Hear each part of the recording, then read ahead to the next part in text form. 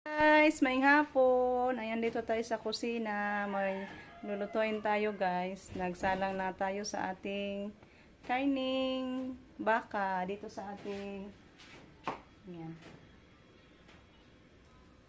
pressure cooker. Ayan, guys. Naisalang na natin. Isang maglamas ko kaldero.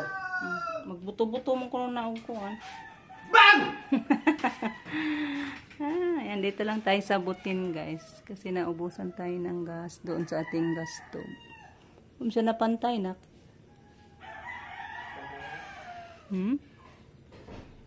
Tapos ko na siya na pahira ng oil yung ano doon, guys. Dito ba? Pati yung ano niya, katawan, pinahiran ko, guys. Para kanang uling siya. Sana, hindi mangitim, guys, ba? Kaya pinahiran ko ng mantika. Already lock na siya, guys. Kaya ano na yung takip. Si Justin yung nag-operate niyan, guys. Kasi matakot din ako ng butin minsan. So, thank you po kay Ma'am Yuli sa ating napaka magandang pressure cooker. Thank you kayo, ma'am. Katry po tan may gamit ng ganitong gamit, guys. Thank you kayo, ma'am. Hindi na kami anong tawag yan, maignorante. May ganito na kami. So, thank you, ma'am, sa pag-ano mo sa amin. Pagbili ng ganitong mga mamahaling gamit. So, sa ngayon, mag-ano na ako, guys. Mag-slice sa ating mga pansahog niyan. Yan, guys. Kumulo na.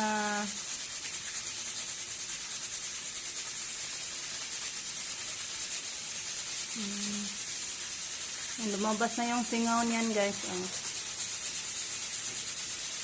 Ano ba nun? Bukal na siya. Gawas na agaso diri sa iksaos. Ano ba nun? Isagdan ra.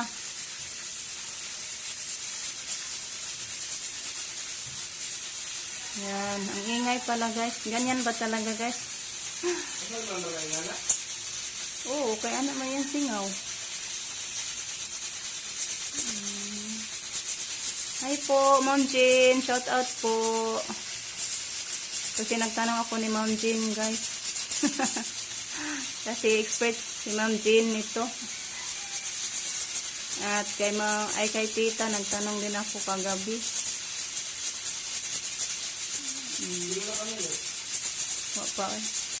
Ayan, guys, gi-off namin kasi lahat ng tubig is lumabas. Doon, guys, doon dadaan yung tubig at saka dito. Bakit kaya, guys? Yan, oh, basang-basa na yung buti natin. Kaya gi-off namin, natakot kami, guys. Din ang ingay din. Ay, Diyos ko. Alado. Yan, oh. So, yeah. Hindi na lang natin yan ituloy, guys. Takot na si Justin. Ayaw na mag-operate. Ay, nako. Bakit? Baka hindi masyado na or hindi ba natama yung paglagay dyan, guys, no?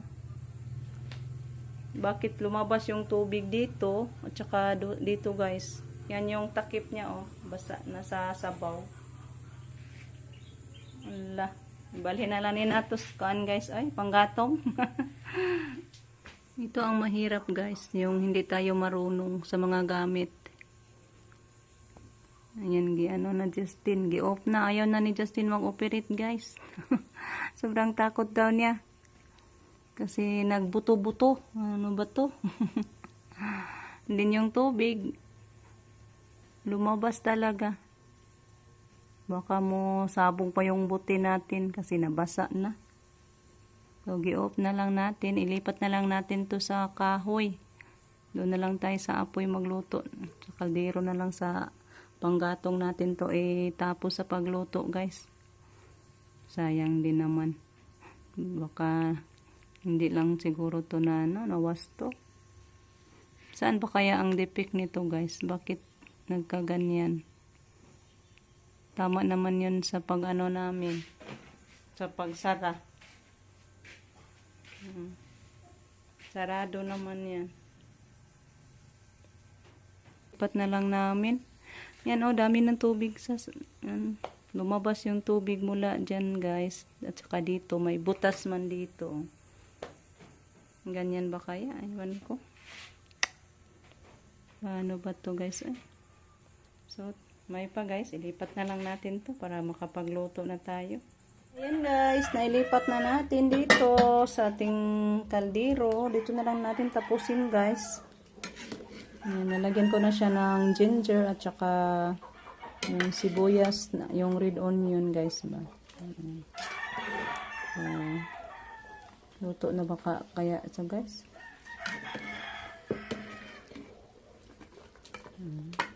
Ilunod na natin yung ano natin guys, mga sahog.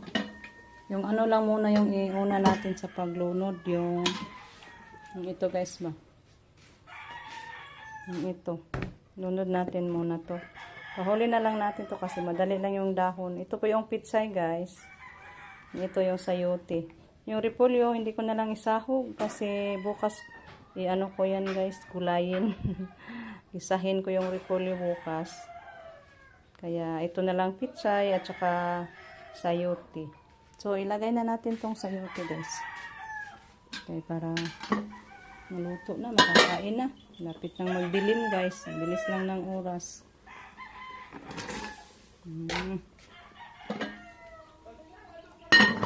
Ayan guys, ano na natin. Nahao na siya guys. So andun na, bininat na ni Jericho si mama guys. Ayan. Thank you kayo ma'am yun sa ulam. Yung sa akin guys, may natira pa mang kaini. Yung isda nating tinula kanina tanghali. So ito yung sa akin guys. Kasi pasensya kasi hindi mo hiyang yung tiyan ko sa ano, kanina baka. Kaya isda lang sa atin. Thank you kayo ma'am sa ulam.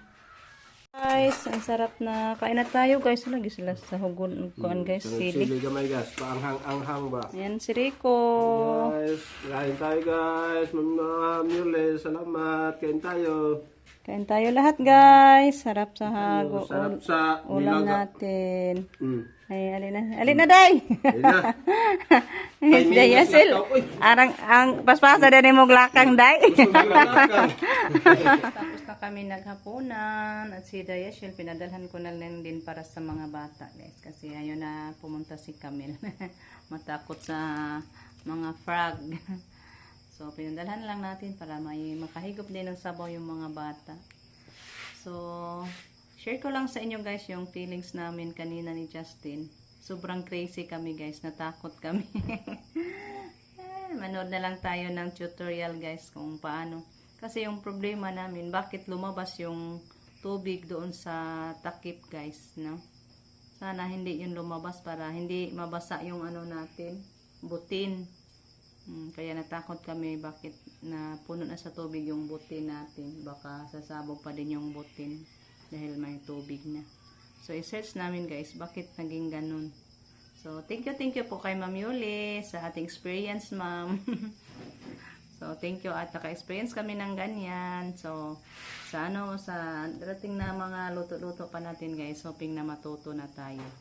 So, try pa din ako magluto niyan guys sa mga next day. Siguro magluto tayo. Try natin din yung munggo na lang, munggos guys. Kung ano ba, madali ba siya malambot doon.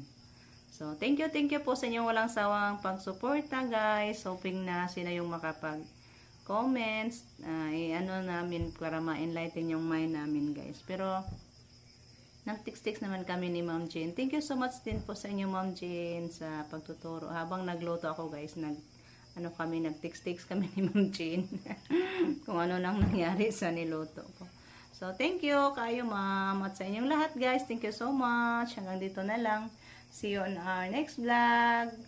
Bye-bye guys. Samping tang tanan.